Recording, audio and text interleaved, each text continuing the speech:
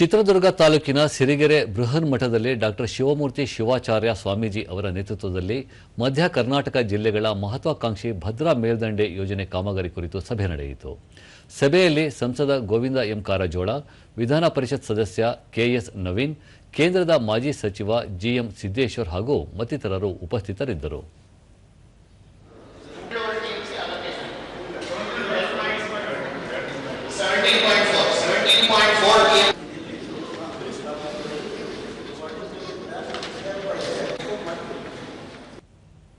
ಬಳಿಕ ಗೋವಿಂದ ಕಾರಜೋಳ, ಭದ್ರಾ ಮೇಲ್ದಂಡೆ ಯೋಜನೆ ಆರಂಭವಾದಾಗಿನಿಂದ ಇದುವರೆಗೆ ಸುಮಾರು 11,000 ಕೋಟಿ ರೂಪಾಯಿ ಅನುದಾನ ಬಿಡುಗಡೆಯಾಗಿದೆ. ಆದರೆ ರಾಜ್ಯದಲ್ಲಿ ಕಾಮಗಾರಿ ಕುಂಠಿತಗೊಂಡಿದೆ. ಈ ಕುರಿತು ಕೇಂದ್ರ ಸಚಿವರೊಂದಿಗೆ ಸಮಾಲೋಚನೆ ನಡೆಸಲಾಗಿದೆ ಎಂದರು. 5,700 ಕೋಟಿ ರೂಪಾಯಿಗಳನ್ನ ನಾವು ಒಟ್ಟಾರೆ ಪ್ರಾಜೆಕ್ಟ್ಗೆ ಇದುವರೆಗೂ ಖರ್ಚಾದದರಲ್ಲಿ 11,000 ಕೋಟಿಯಲ್ಲಿ 8,000 ಚಿಲ್ಲರೆ ಕೋಟಿ ನಮ್ಮ ಸರ್ಕಾರದಾಗೆ ಕೊಟ್ಟಿದ್ದಾರೆ. ಯಡಿಯೂರಪ್ಪನವರು ಮತ್ತು ಬಸವರಾಜ ಬೊಮ್ಮಾಯಿ ಕಾಲದಲ್ಲಿ ಕೊಟ್ಟಿದ್ದಾರೆ.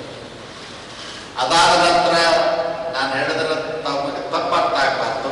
ಅದೇ ಸ್ಪೀಡ್ನಲ್ಲಿ ಆಗಿದ್ದರೆ ಇಷ್ಟೊತ್ತಿಗೆ ಬಹುಶಃ ಪ್ರಾಜೆಕ್ಟೇ ಮುಗಿತು. ಡಾಕ್ಟರ್ ಶಿವಮೂರ್ತಿ ಶಿವಾಚಾರ್ಯ ಸ್ವಾಮೀಜಿ, ಭದ್ರಾ ಮೇಲ್ದಂಡೆ ಯೋಜನೆಗೆ ಅನುದಾನ ಬಿಡುಗಡೆಯಾದರೆ 3 ವರ್ಷದೊಳಗೆ ಯೋಜನೆ ಪೂರ್ಣಗೊಳ್ಳಲಿದೆ ಎಂದು ಅಧಿಕಾರಿಗಳು ತಿಳಿಸಿದ್ದಾರೆ ಎಂದು ಹೇಳಿದರು.